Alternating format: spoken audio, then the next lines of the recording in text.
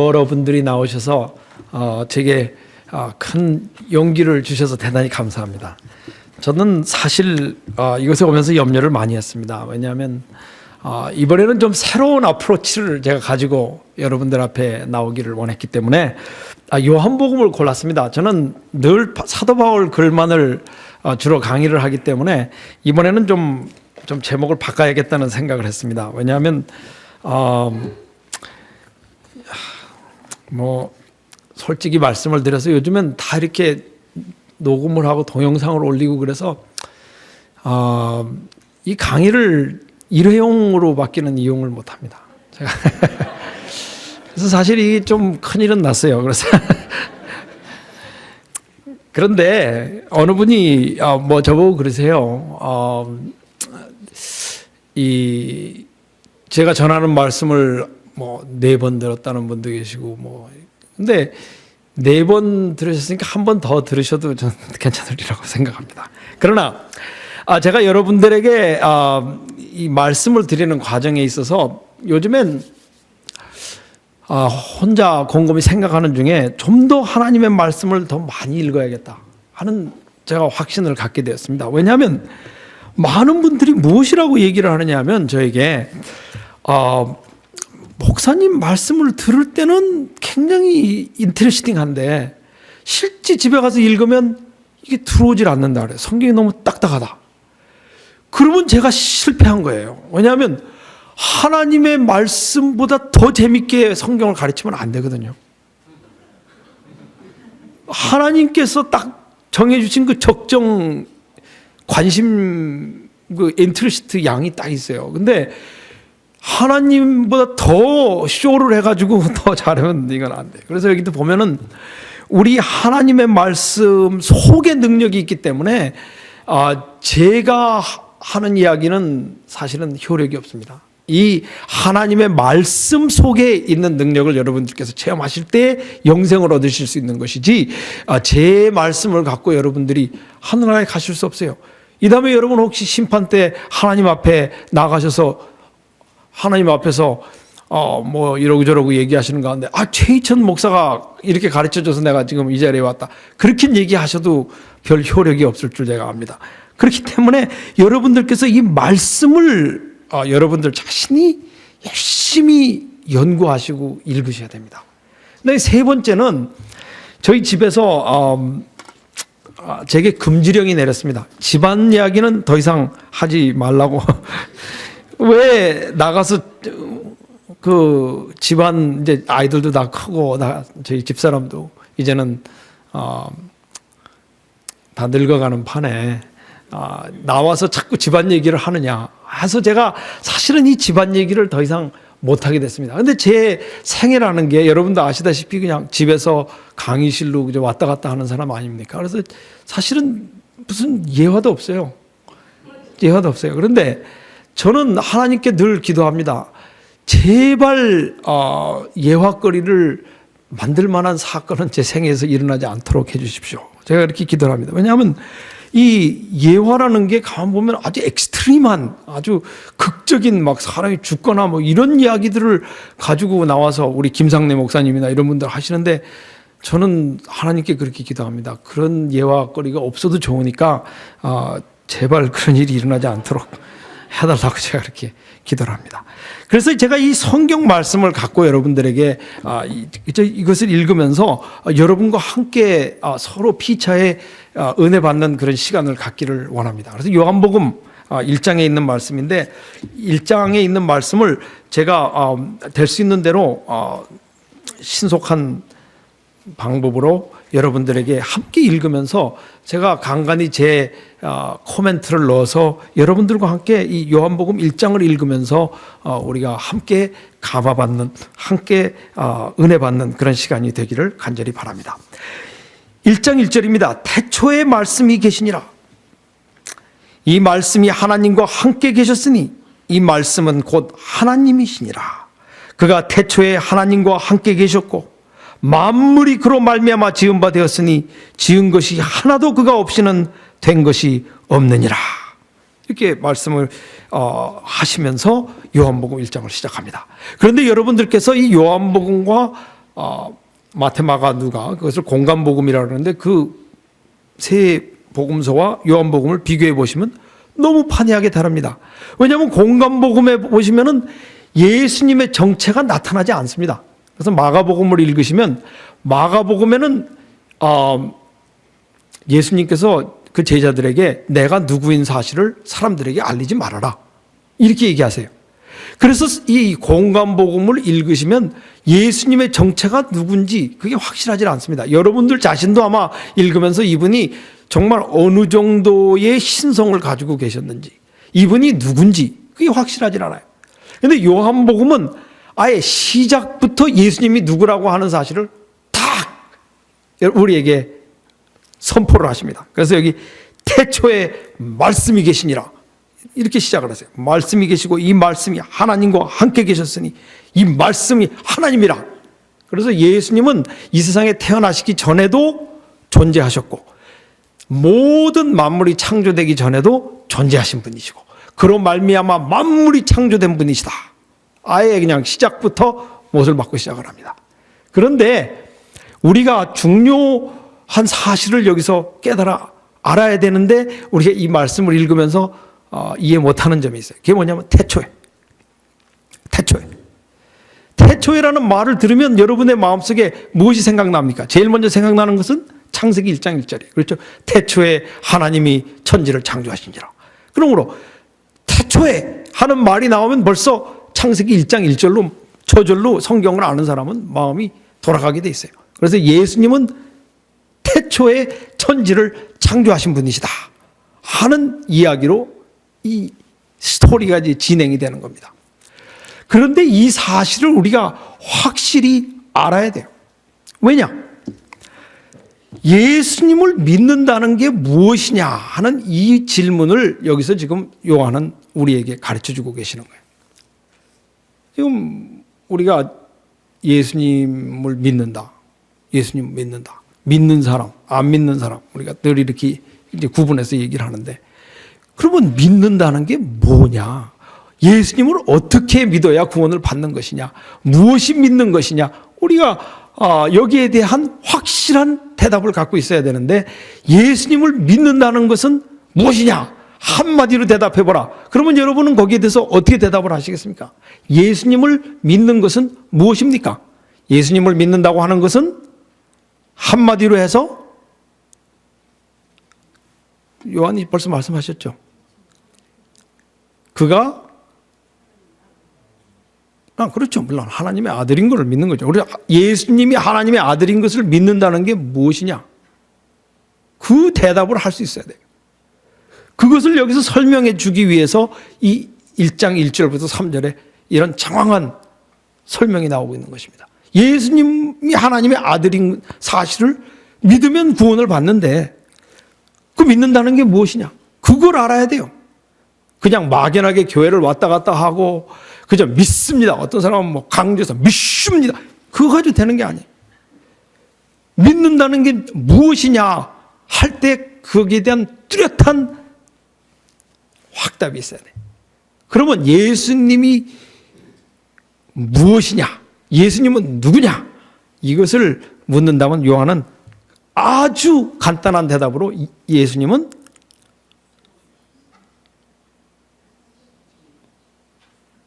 대답해 보세요. 예수님은 누구세요?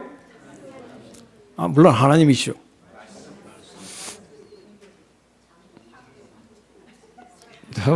대답이 분분하시죠. 제일 중요한 것은 예수님은 창조주시다. 예수님은 우리 인류뿐만 아니라 모든 만물을 창조하신 분이시다. 그거 믿는 거예요. 그게 딱 머릿속에 들어와야 돼. 하늘을 볼 때, 반짝이는 별을 볼 때, 나무를 볼 때, 모든 하늘과 땅과 바다와 그 가운데 모든 것을 만드신 창조주다. 그거 믿는 거예요. 그게 넘버원이. 그래서 여기 시작할 때 태초에 말씀이 계시니라. 그래서 성경에 처음에 나온 빛이 있으라 하신 그분이 누구냐 하면 누구예요? 예수님이에요.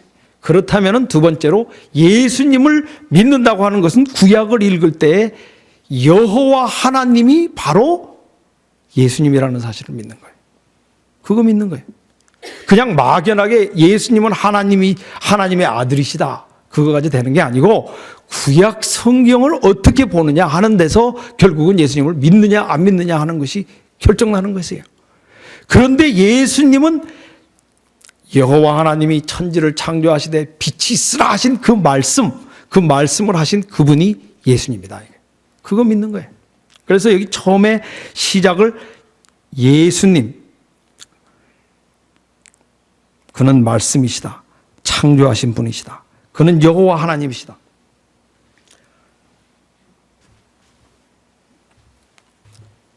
여호와 하나님이 만약에 예수님이시라면 어떻게 해야 되겠습니까, 여러분? 한번 제가 여러분들에게 퀴즈를 잠깐, 시간이 없지만 드리겠는데, 만일 예수님이 여호와 하나님이시라면, 만일 예수님이 온 세상을, 만물을 다 창조하신 분이시라면 여러분은 어떻게 하셔야겠습니까? 어떻게 하면 좋을 것 같아요? 일어나서 춤을 춰야 됩니다. 일어나서 춤을 춰야 돼요. 그게 만일 사실이라면, 만일 이 온 세상을 만드신 그분이 인간이 되셔서 십자가에 여러분을 위해서, 나를 위해서 죽으신 게 사실이라면 그것은 정말 춤추고 덩실덩실 춤을 춰도 모자랄 그런 사실이에요. 이 우리 한국 사람들의 종교는, 저도 그 사실을 알게 됐는데, 우리는 불교적 사상을 많이 가지고 있습니다. 우리는 워낙 불교 국가에서 자라났고, 한국에 불교가 들어온 것은 수천 년 전입니다. 2000년도 지났어요. 그래서 우리 한국 사람의 머릿속에는 불교적 사상이 많이 들어있어요. 근데 불교적 사상은 여러분도 아시다시피 역사적인 어떤 사실에 근거된 것이 아니고, 그건 그냥 머릿속에 깨닫는 바가 불교예요. 그래서 불교는 해탈을 중심으로 해서, 예를 들자면 원효대사가 중국을 가다가 밤에 목이 말라서 시냇물이 흐르는데 거기서 물을 마시고 그냥 새로운 삶의 어떤 그 신생하는 그런 경험을 하고, 아침에 일어나서 보니까 그 물에 바로 위에 송장이 썩어져 있더라고요. 그걸 보고 토했어요. 그 모든 것을 다 토하고 깨달았어요. 사람이 어떻게 생각하는 것이 중요한 것이다. 어떤 물을 먹었느냐가 중요한 게 아니라 머릿속에 내가 어떤 생각을 하고 있느냐가 결정적이라는 것을 깨닫고 중국으로 가던 것을 포기하고 돌아왔습니다.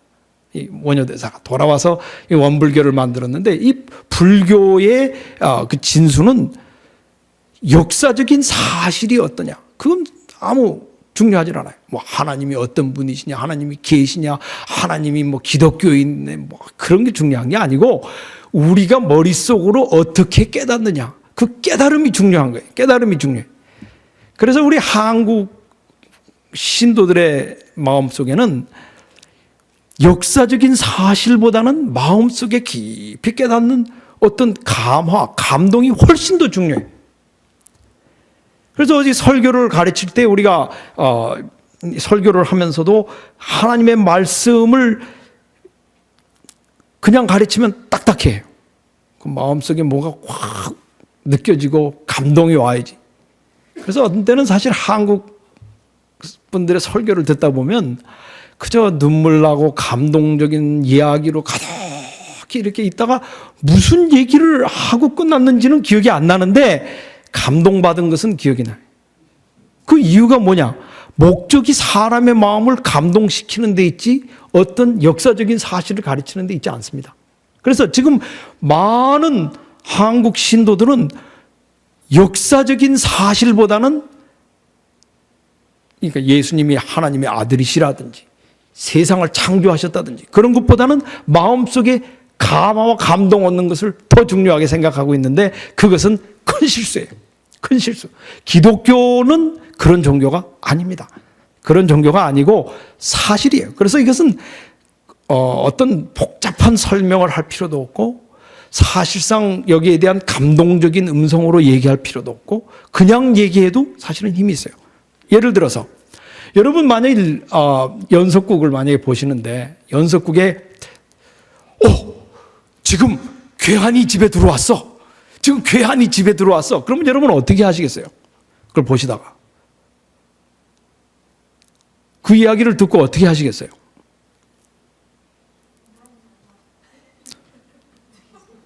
그저 보지 어떻게 하시겠어요? 그죠? 더 눈을 부릅뜨고 가만히 보시지 않겠어요? 그러나 만일 뉴스 시간에 지금 미국을 향해서 지금 원자폭탄이 날아오고 있습니다. CNN에서 아주 조용한 목소리, 감동적인 목소리가 아니고 지금 원자폭탄이 날아오고 있습니다.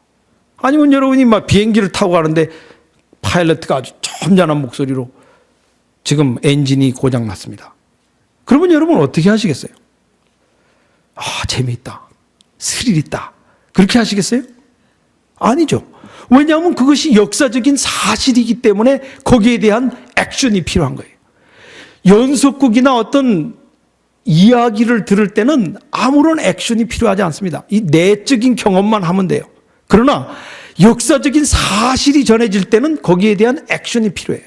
그렇기 때문에 이 기독교의 종교는, 우리의 신앙은 어떤 감동을 받고 마음속에 뜨거운 느낌, 뜨겁든지 차갑든지 그게 중요한 게 아니고, 정말 이것이 사실이라면 우리가 어떻게 살아야 되겠느냐, 바로 그것이 중요한 거예요. 그렇기 때문에 만일 이 세상을 창조하신 하나님이 계시는데 그 하나님이 한 30이나 될까 말까 한 그런 청년의 모습으로 이 세상에 오셔서 정말 인간이 되셔서 그렇게 죽고 여러분을 사랑하셔서 하나님이 그렇게 오셨다는 게 사실이라면 우리가 가만히 앉아 있을 수 없어요. 이거 앉아 있을 수 없어요. 그렇기 때문에 요한은 이 태초에 말씀이 계시니라, 만물이 그로 말미암아 지은 바 되었고 지은 것이 하나도 그가 없이는 지은 바 된 것이 없다 하는 말씀을 하심으로 예수님은 여호와 하나님이시고 예수님은 창조주이시고 예수님은 하나님이시다 하는 얘기를 딱 먼저 던지는 거예요. 신나죠, 여러분? 기분 좋죠? 천만에. 무슨 얘기인지도 잘 모르실 거예요, 아마. 어떤 면에서. 왜? 그 다음에 이야기, 그 이유가 나오는데, 그 안에 생명이 있었으니, 4절부터입니다. 여러분께 성경을 같이 읽어주시기 바랍니다.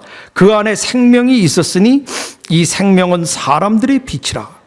빛이 어두움에 비추되 어두움이 깨닫지 못하더라.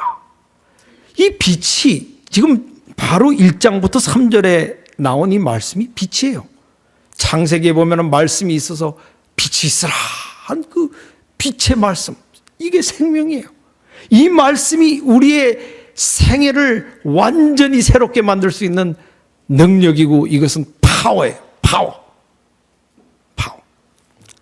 그런데 이 생명이 쫙 빛으로 비추는데 여기 보면은 어두움이 깨닫지 못하더라.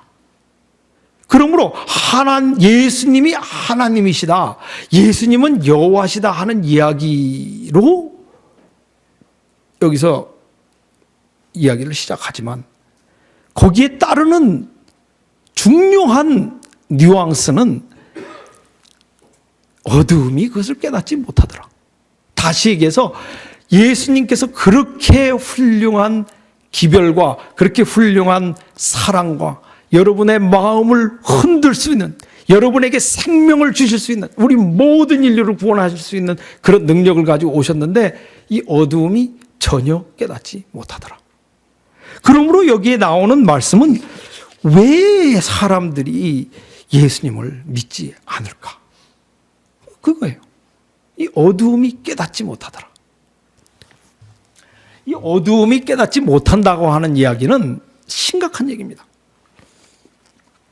왜? 우리에게 필요한 것은 예수님의 생명이에요. 그 말씀의 빛을 통해서 우리에게 비치는 하나님의 생명이에요. 그런데 이 이야기를 들을 때에 반응이 없어요. 그 이야기를 들어도 그런가 보다, 덤덤해요. 느낌이 없어요. 유대인들이 예수님이 오셨는데 그 예수님을 만나보고 나니까, 여호와 하나님이 실제로 오셨는데 만나보고 나니까 반응이 없어요. 예수님이 오셔서 사람을 살리시고 나사렛을 무덤에서 살리셨는데도 반응이 없어요. 이 어두움의 프로블럼이 뭐냐? 우리 인간의 프로블럼이 뭐냐? 이런 말씀을 들을 때 감정이 없어요. 감정이 없어요. 제가 참 이건 너무너무 신기한 말씀이에요. 생명이 비치는데 우리에게 가장 필요한 하나님의 생명이 우리에게 쫙 비치고 있는데 우리에게는 아무런 반응이 없다. 이게. 제가 청년 목사를 거의 10년을 했습니다. 10년을 했는데 이거 정말 사실이에요. 제가 아이들 데리고 정말 재밌는 사건을 많이 벌이고 했습니다. 제가 나선교회에 있으면서 데리고 요세미티도 가고 디즈니랜드도 가고 다 갔는데 아이들 데리고 막 기타 치고 노래하고 막 이러면 흥이 나서 좋아하고, 근데 이제 성경 피고 성경 보자면 다 죽습니다. 그냥 즉시 조는 아이부터 시작해서 반응이 없어요. 그러니까 성경을 못 가르칩니다. 성경을 가르치면 벌써 꾸벅꾸벅 졸아.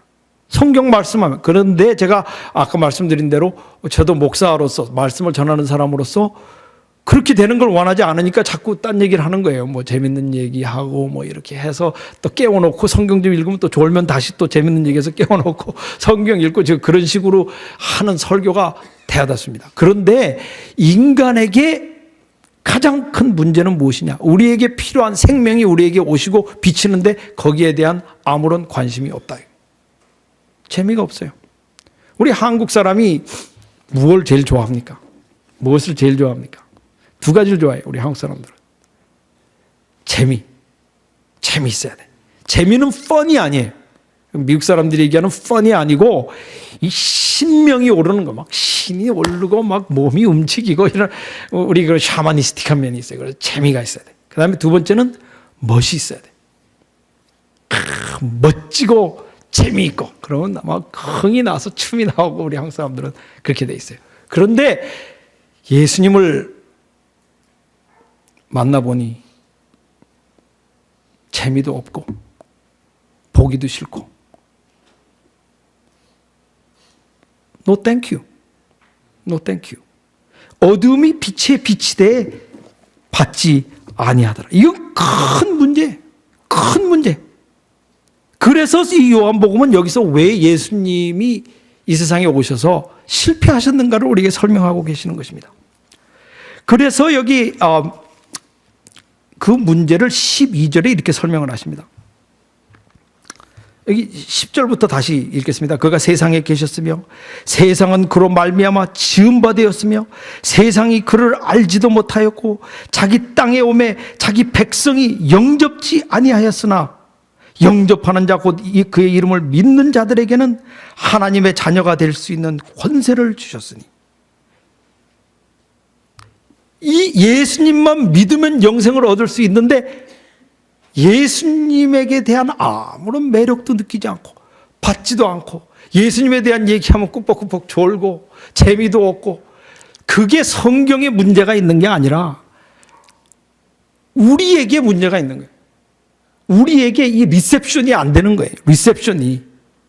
다시 얘기해서 이 셀폰으로 얘기하자면은 이 휴대전화기, 여러분 우리 다 들고 다니지 않습니까? 이 휴대전화기 이 단말기에 자체에 문제가 있어서 신호가 오는데 이 주파수가 안 맞아서 신호가 안 들어오는 거예요. 뭐가 오긴 오는데 이게 받지를 못하는 상태다. 그런 얘기입니다, 결국. 그래서 여기 두 번째 여기 설명하시면서 뭐라고 얘기하시냐면, 이는 혈통으로나 육정으로나 사람의 뜻으로 나지 아니하고 오직 하나님께로서 난 자들이라. 예수님을 믿고 좋아하는 사람은 그러므로 인간의 뜻으로 되지 않는다. 인간의 뜻으로 되지 않는다. 저는 이거를 깨닫는데 제 목회 전체 시간이 다 걸렸습니다. 제가 지금까지 목회하면서 이해 못한 게 있는데, 사람의 마음을 바꾸는 거, 그거는 우리의 뜻으로 되지 않는다고 하는 것. 안 돼요.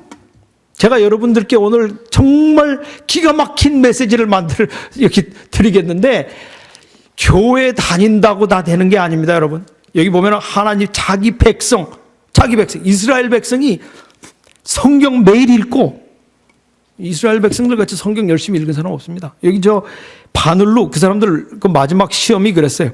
그 기말고사가 만약에 성경으로 바늘로 요자에 찌르면은, 만약에 찔러서 말라기서까지 내려가면은 무슨 자의 그 바늘이 찔리게, 그것까지 알았어요. 다 거기 무슨 자가 몇 줄 내려가면 있다는 것까지 정확하게 알아야 돼. 그 사람들은 그렇게 열심히 성경을 외우고 그랬는데도 그 사람들이 결국은 예수님을 거절했다고 하는 것. 왜? 인간의 뜻으로 되지 않는다는 것. 아무리 교회를 다녀도, 아무리 설교를 들어도, 뭐를 해도 안 돼. 제가 이런 얘기 들어서 여러분들에게 정말 죄송합니다만은, 여러분 한번 무슨 스포츠, 무슨 슈퍼볼이라든지, 무슨 한국의 무슨 월드컵이라든지, 아니면 또 재밌는 무슨 연속극이라든지 그런 거 볼 때 한번 얼굴을 보세요. 막 눈이 바짝바짝하고 막 신이 나고, 그거 볼 때 막 거기서 막 춤추고, 그거 거짓말로 하는 거 아니에요. 진짜로 하는 거예요. 그 사람들 정말 재밌어서 해요. 아시겠어요? 예수님을 정말 깨닫는 사람, 혈통으로 된 것이 아니고 하나님께서 난 사람은 이 성경 말씀을 읽고 예수님을 접할 때 그 사람들이, 이 세상 사람들이 그런 모든 게임이나 미디어나 뭐 연극이나 그런 것을 보면서 좋아하는 것 이상으로 그 기쁨이 있어요. 기쁨이 있어. 근데 그거는 인간의 힘으로 만들어지질 않아요. 예수님은 하루 종일 수고하시고 집에 돌아오면은 피곤하시죠. 피곤을 풀어야 되는데 뭐 하겠어요? 우리는 뭐 합니까? 피곤을 풀기 위해서 TV 틀고, 그렇죠? 뭐 쇼 보고, 그렇죠? 그러면 좀 피곤이 풀리죠. 예수님 기도하셨어요. 왜냐하면 그게 하나님과 교제하는 것이 가장 기뻤기 때문에 그렇게 하는 거예요. 그거는 페이크가 없어요. 우리 아이들 막 밤늦게까지 게임하지 않습니까? 재밌어서 해요. 이것은 인간의 뜻으로 되지 아니하고, 혈통으로 되지 아니하고, 의지로 되지 아니하고, 오직 하나님께로서 난 사람만이 된다. 이거 진리입니다. 우리가 하늘나라 들어가는데 이런 변화가 없는 사람은 사실 하늘나라 못 갑니다. 많은 학생들이 그렇게 물어요. 하늘나라 가서 뭐 할 거냐고 도대체. 하늘나라 가서 뭐 할 것 같아요, 우리가? 뭐 합니까? 수만 년, 수억만 년을 뭐 할 겁니까? 계시록에 뭐 한다고 돼 있어요?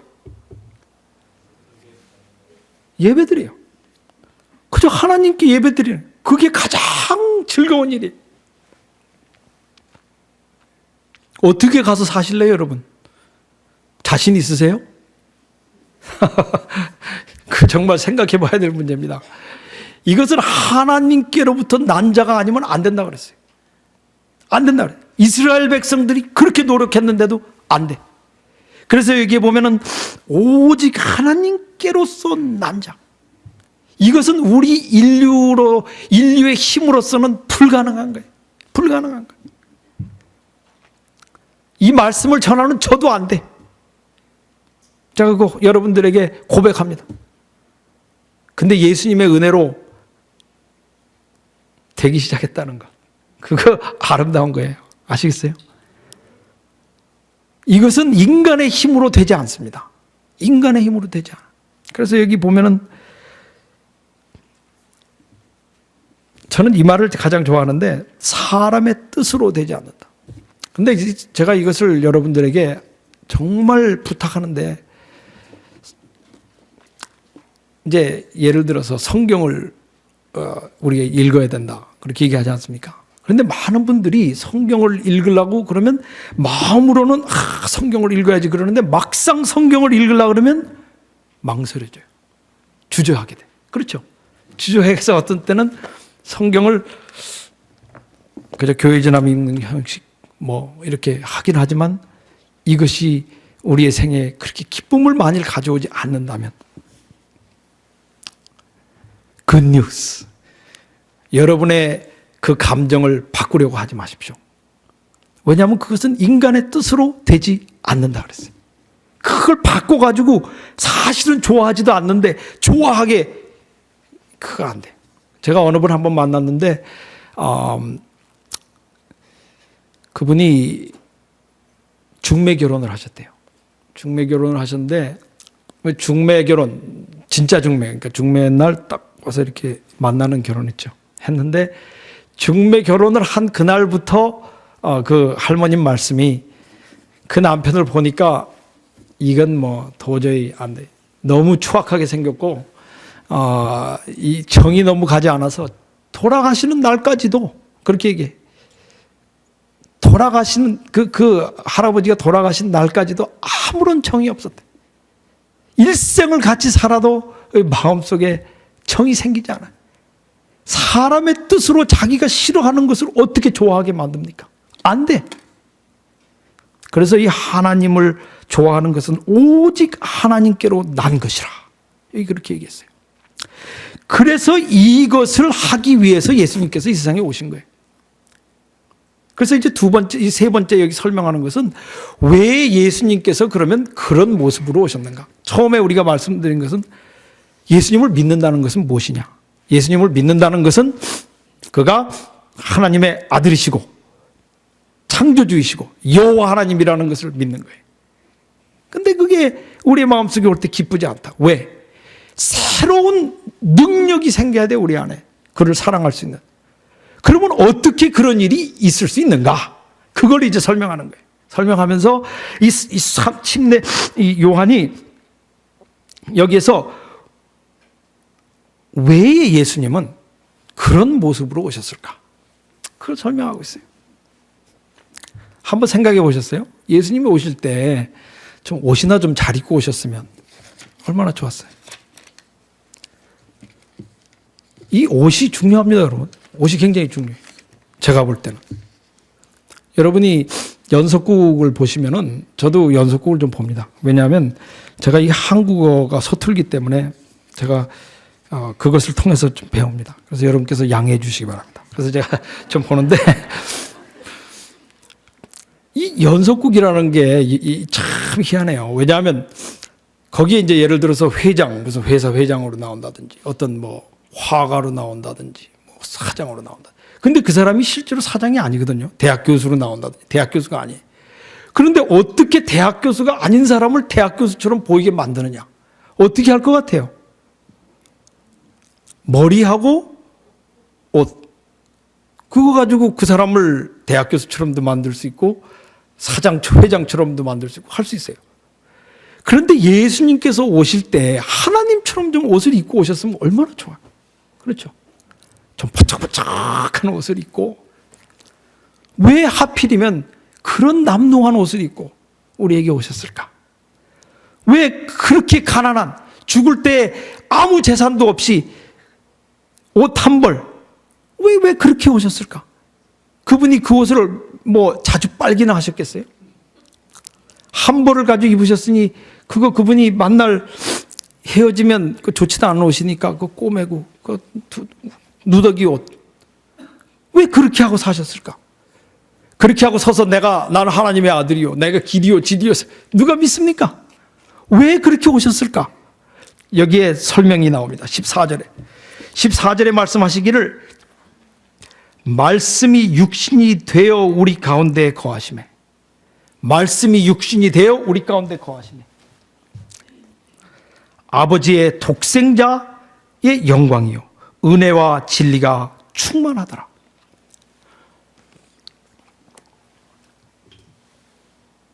하나님이 어떤 분이신지를 우리에게 알리기 위해서 그렇게 오셨어요. 여러분 한번 생각해 보세요. 왜 하나님이 그런 분이신지를 우리에게 알리기 위해서 오셨을까? 왜 그런 옷을 입었을까?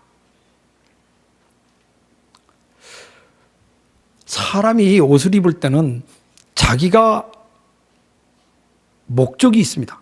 그 옷을 입을 때는 반드시 목적이 있어요. 사람이 옷을 아무렇게나 입지는 않습니다. 자, 예를 들어서 9.11 사태가 벌어졌는데 이제 불이 나와서 이제 빌딩이 타고 있어요. 소방서원들이 나타날 때 어디 넥타이에 양복을 입고 나타나면 좋을 것 같아요? 그러면 분명히 저 사람이 뭐하러 여기를 왔겠나? 그렇게 생각하지 않겠습니까? 여기에 중요한 것은 예수님께서 이 세상에 오신 이유는 무엇입니까? 하나님이 누구신지를 그 성품을 우리에게 알리기 위해서 오셨어요. 그런데 여기 나온 그 말씀의 그 가장 그 핵심되는 부분이 이 18절입니다. 18절을 보시면 본래 하나님을 본 사람이 없으되 아버지 품속에 있는 독생하신 하나님이 나타내셨느니라. 하나님을 본 사람이 없어요. 그러니까 제가 아까 말씀드린 대로 구약에 나타난 모든 스토리는 분명히 예수님이에요. 왜? 구약에 나타난 여호와는 선지자들이 봤습니다. 봤어요. 듣고 봤어요. 모세가 하나님을 얼굴과 얼굴을 대면해서 보았다 그랬어요. 그러니까 그 하나님은 분명히 예수님이셨어요. 하나님을 본 사람이 없으되 예수님이 나타내셨느니라 하는 그 이야기는 예수 그리스도를 통해서만 하나님을 알 수 있다. 자, 우리 인류가 지금 다 하나님이 싫어서 지금 아까 말씀드린 대로 감이 없어요. 예수님에게 지금 그 병을 고쳐주실러 예수님이 오셨는데 지금 우리 마음속에 있는 가장 큰 문제가 하나님에 대한 그 감이 없어요. 하나님에 대한 기쁨이 없어요. 하나님과 교제하는데 즐거움이 없어요. 하늘나라 가야 된다 그러니까 의무감으로 하는 것이지 즐거움이 없어요. 그 즐거움을 마음속에 창조해 주시기 위해서 오시는데 어떤 옷을 입고 오셔야겠는가? 그는 어떤 모습으로 우리에게 오셔야 되겠는가? 그것을 여기서 설명하고 있는 것입니다. 자, 제가 제목을 하나님의 어린 양이라고 그랬습니다. 지금 우리 마음속에 있는 이 모든 죄를 우리가 다 하나님께 갖다 바치고 용서받고 새로운 영혼으로 이 새로운 사람으로 탄생해야 되는데 우리 마음속에 하나님을 싫어하는 마음, 하나님을 피하는 마음, 하나님을 꺼리는 마음이 있는데 이것을 어떻게 고쳐주겠는가? 이것을 어떻게 이 사람들로 말미암아 고쳐주겠는가? 그 방법은 사람들이 자유롭게 올 수 있도록 옷을 입으신 거예요. 자유롭게. 저는 제가 여러분들의 간증을 드리겠습니다. 제가 이렇게 목회를 오래 하면서도 저도 제가 참 이런 사진도 찍고 있는데 이런 말씀을 드려 죄송합니다만 제가 저녁 때 와서 저도 피곤하니까 좀 갱신을 하기 위해서 텔레비를 보고 사실은 성경을 읽고 기도해야 되는데 그게 안 되고 텔레비부터 트는 그런 습관이 있었어요. 사실 제가 있었습니다. 제가 여러분들에게 제가 고백하겠어요. 그러니까 자꾸 마음속이 길티해요. 마음속에 이 죄책감이 오고 어떻게 하나님의 앞에 내가 나아가서 기도하고 이런 기쁨을 얻을 수 있을까? 사람들에게 그렇게 가르치면서 그런 기쁨이 없으니 이게 something이 wrong이다 이거예요. 그런데 제가 여러분들에게 비결을 말씀드릴 테니까 잘 들어보시기 바랍니다. 비결은 예수 그리스도에게 가는 거예요. 예수님에게 가야 되는데 예수님을 볼 때의 그 모습이 무서우면 안 갑니다. 절대로 안 가. 우리 인간이 예수님을 무서워하면 절대로 안 가요. 제가 좀 장난이 심한 학생이었습니다. 제가 국민학교 다닐 때는 상당히 장난기가 아주 심한 학생이었는데 저희 담임 선생님이 송길장 목사님이셨어요. 제가 그분 얘기를 해서 대단히 죄송합니다. 그런데 송길장 목사님이 선생님이실 때는 굉장히 무서웠어요. 굉장히 무서웠어요. 우리가 매를 많이 맞았습니다. 그래서 이 지각을 하면 막 회초리로 막 때. 얼마나 많이 맞았는지 어떤 한 대는 너무 맞아서 걸음을 걸을 수가 없을 정도로 많이 맞았습니다. 그렇게 많이 맞았는데 제가 여러분들에게 한번 제가 질문을 드리겠어요. 제가 다니면서 문제가 많았는데 제 문제를 상담하러 그 선생님에게 가겠어요? 안 가겠어요? 갔다 얘기했다가 또 얻어맞을 테니까 안 가요. 절대로 안 갑니다. 어떻게 해서든지 그분 오시면 피하고, 제가 나중에 그분이 목사님이 된 다음에 그렇게 좋은 분인지 몰랐어요. 우리에게 그렇게 자비를 베푸시는 분인지 몰랐고, 제가 여러분들에게 말씀드리고 싶은 것은 우리가 이 하나님을 볼 때에 그렇게 남루한 옷을 입고 보통 사람으로 오신 그 하나님, 그 하나님에게는 가서 모든 것을 풀어놓고 다 얘기할 수 있습니다. 다 얘기할 수 있어요. 그래서 제가 그 하나님에게 가서 다 얘기했어요. 정말 푸근한 그 예수님. 여기 보면은 이 요한이 뭐라고 얘기했느냐 하면은, 이 바리새인들이 내가 누구냐 이렇게 쭉 얘기하니까 이 요한이 29절에 이렇게 얘기했어요. 이튿날 요한이 예수께서 자기에게 나오심을 보고 가로되 보라, 세상 죄를 지고 가는 하나님의 어린 양이로다. 그 남루한 모습을 어떻게 아름답게 표현을 했느냐 하면 세상 죄를 지고 가는 어린 양이로다. 그런데 자기가 죄 속에서 허덕이면서 괴로워하는 사람 외에는 그 모습이 아름답게 보일 수가 없습니다. 내가 필요한 그분이 오실 때에 기쁜 것이지 그렇지 않을 때는 기쁘지 않아요. 그 모습이 기쁘지 않습니다. 우리 의사 선생님들은 하얀 코트를 입고 나타나요. 저는 지금 아프지 않습니다. 그렇죠. 만약에 하얀 코트를 입은 의사 선생님이 나타나서 저보고 좀 얘기 좀 하자 그러면 얼마나 무섭겠어요. 그러나 제가 지금 아픈 상태에서 하얀 코트를 입은 의사 선생님이 나타나시면 한가닥의 희망이 보이지 않겠습니까? 내가 지금 하나님께 나아가려고 해도 나갈 수 없는, 내 마음이 괴롭고 내 마음속에 죄책감으로 휩싸여서 시달리고 있는 그 상태에서 그 남루한 옷을 입은 그 예수님을 보면 마음이 놓여요. 내가 그분한테는 갈 수 있어. 번쩍번쩍한 옷을 입은 그분에게는 못 갈지 모르지만 영광 중에 계시는 하나님 못 가요. 저는 그분에게 못 갑니다. 저는 어렸을 때 항상 그렇게 생각했어요. 하나님, 그러면 머릿속에 생각하기를 그 카톨릭 교회에서 보는 것과 같이 빛이 막 광채가 나고 구름 위에 앉아서, 그를 하나님한테 어떻게 갑니까? 갔다 큰일 나죠. 그렇죠? 가서 아부하고 거짓말해야 돼. 하나님 사랑합니다. 사랑하기 뭘 사랑해, 무섭지. 그러나 남루한 옷을 입은 세상 죄를 제거하시는 그 예수님, 그 예수님을 보면 용기가 생겨.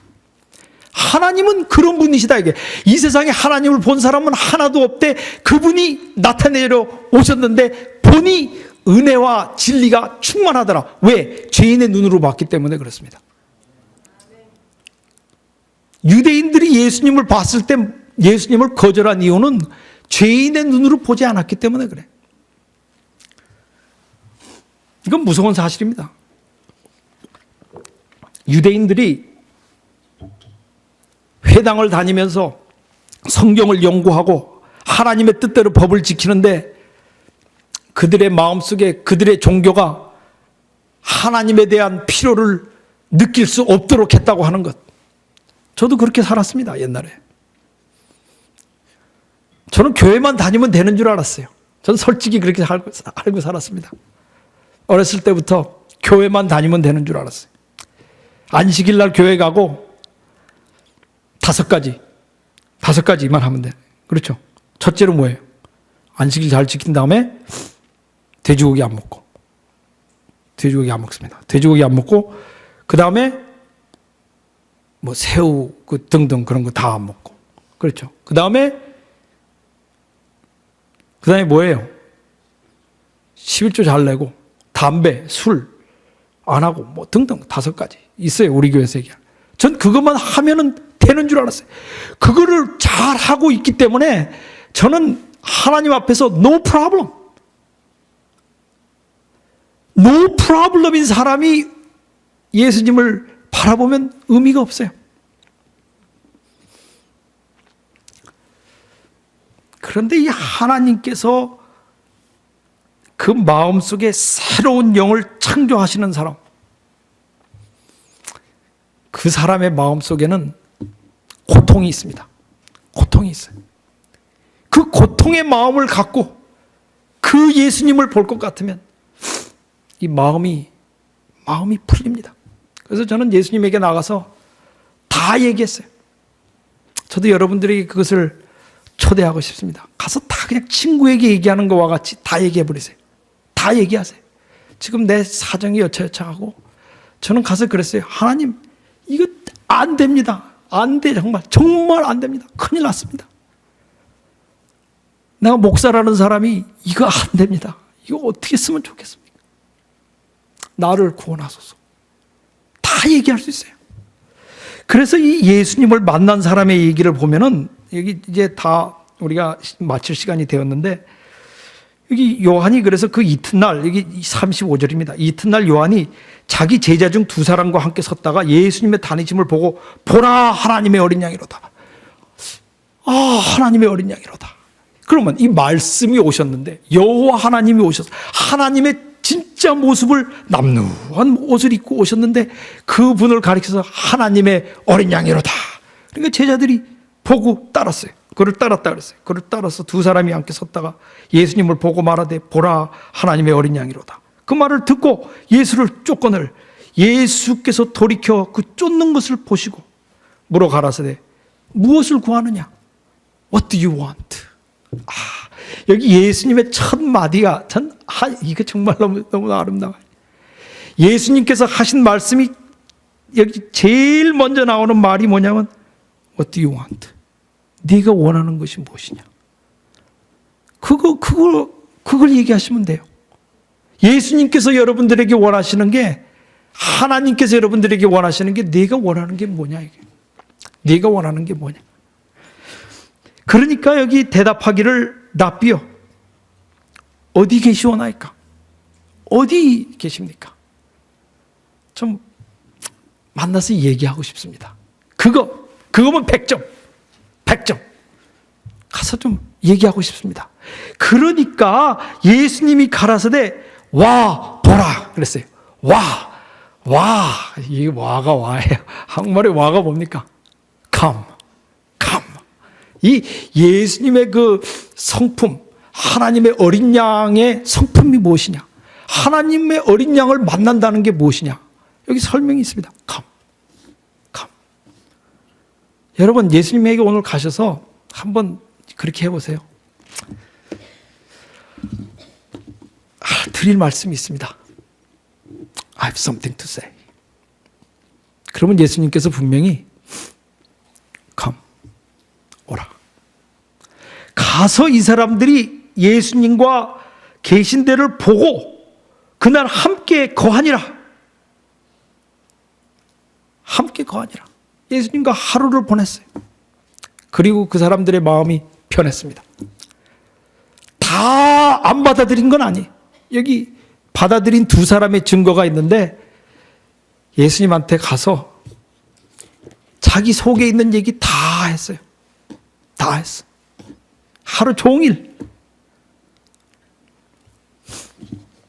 지금 시간이 많이 갔습니다. 여러분 이민 생활 하시면서 고달프시죠? 저도 고달파요.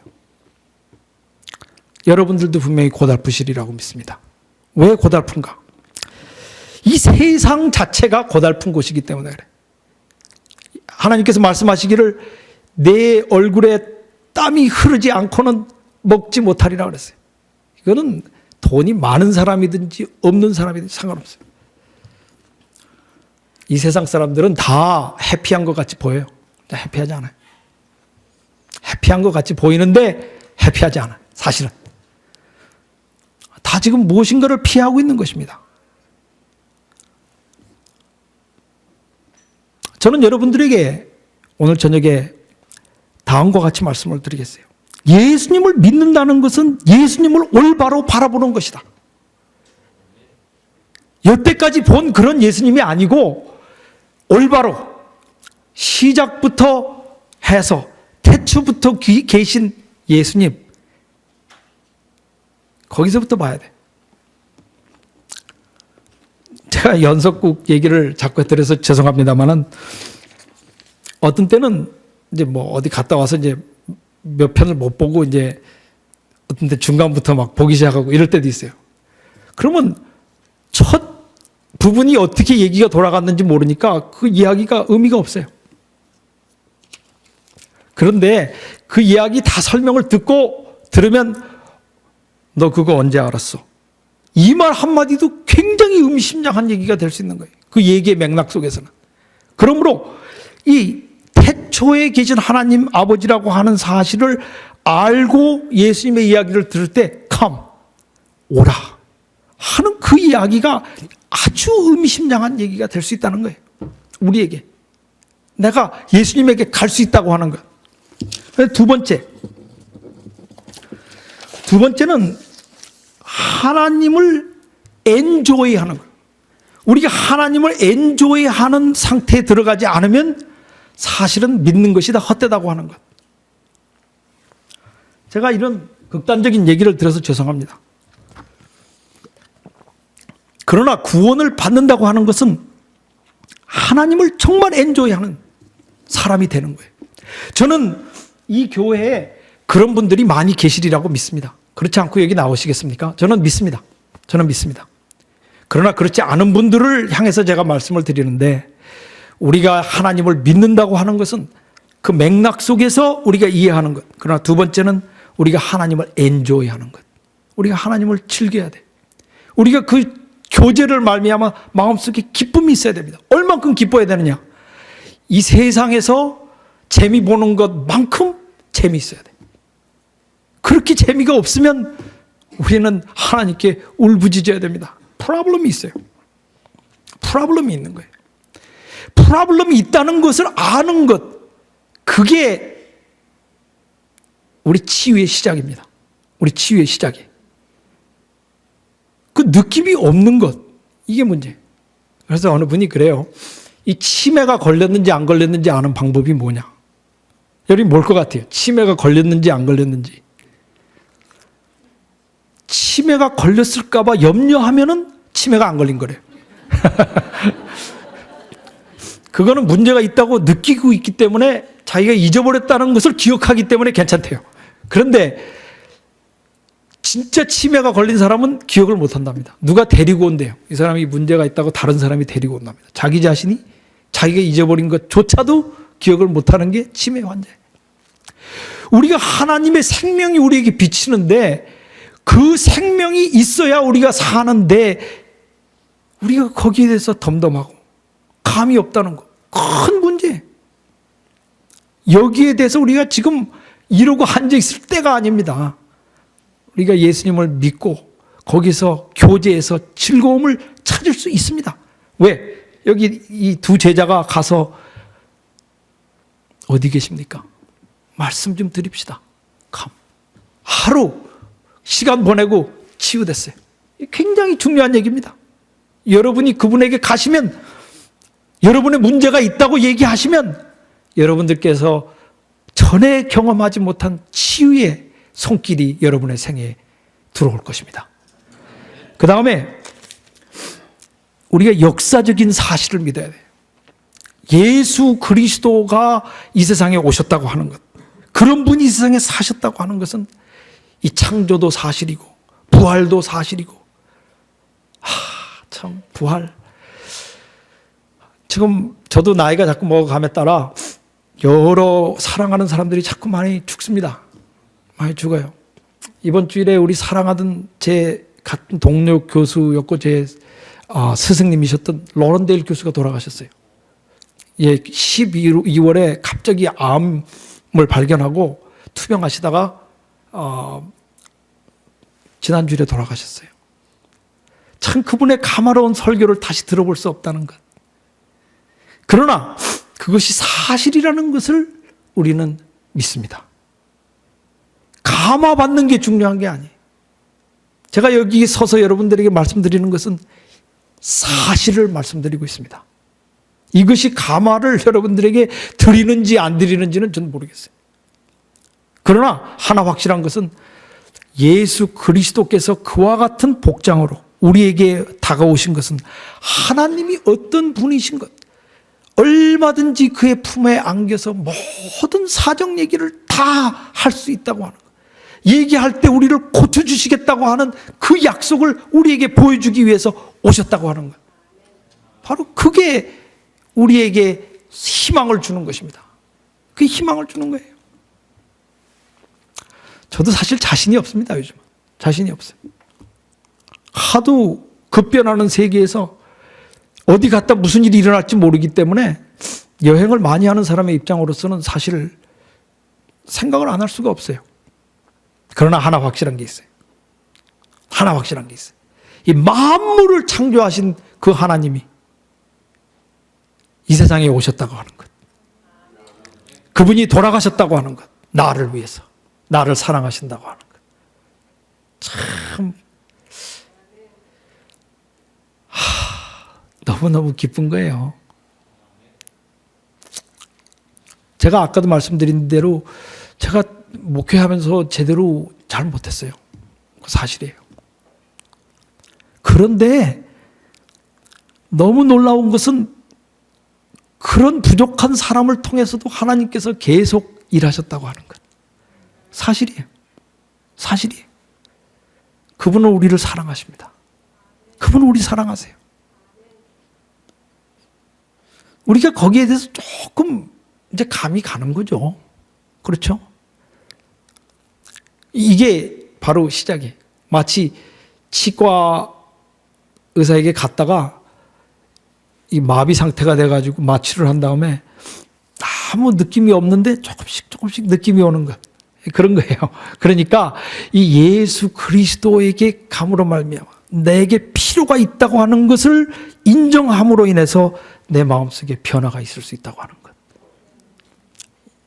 그분이 사실이라고 하는 것. 그 다음에 마지막으로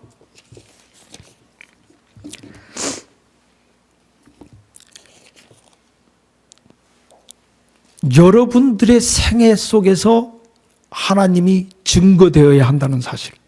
제가 그것을 말씀드리면서 마치겠습니다. 여러분의 생애 속에서 하나님이 증거될 수 있는 방법은 우리가 확신이 있어야 돼. 우리가 그분을 만났다고 하는 확신이 있어야 돼. 여러분 어디 여행 가기 전에 사진 보신 기억 나세요? 어디 뭐 베케이션을 가시든지 그러면 뭐 어디 사진 보고 가시는, 뭐 유럽을 가신다든지 뭐 어디 가면 사진 기억나시죠? 근데 사진을 보시면은 멋있다. 근데 갔다 오셔서 그 사진을 보면 내가 좀 다르죠? 갔다 온 다음에 보는 사진은 조금 달라. 왜냐하면 내가 여기 그 문에 이게 바로 거기였구나. 조금 달라요. 이 성경에 나온 말씀은 증거입니다. 다른 사람들이 경험한 것을 써놓은 거예요. 여러분도 이와 똑같은 곳에 가셔서 똑같은 경험을 하실 수 있습니다. 그 경험을 한 다음에 이것을 읽으면 좀 달라요. 그 말이 그 말이었구나. 예? 인간의 혈통으로, 인간의 뜻으로는 되지 않지만 하나님의 능력으로는 된다. 이게 무슨 말일까? 그게 잘 감이 안 갈지 모르겠어요. 그러나 하나님께 가서 치유를 받은 상태에서 하나님을 만나고 여러분 자신이 그 감이 없던 마음에서 감이 생기기 시작하는 경험을 한 다음에 성경을 보면 뭐가 좀 달라요. 또 다른 사람이 여러분의 이야기를 들을 때도 뭐가 something이 달라. 이 사람은 이건 뭔가를 본 사람이다. 그걸 느낄 수 있어요. 뭔가를 느낄 수 있어요. 그러므로 우리가 이 성경을 통해서 요한복음 오늘 제가 장시간 말씀을 드렸는데 우리가 하나님을 엔조이하고 하나님을 통해서 정말 변화돼서 우리가 이 이스라엘 백성의 실수를 반복하지 아니하고 참으로 하나님을 아는 사람이 되는 여러분과 제가 되기를 간절히 바라면서 이 시간을 마치겠습니다.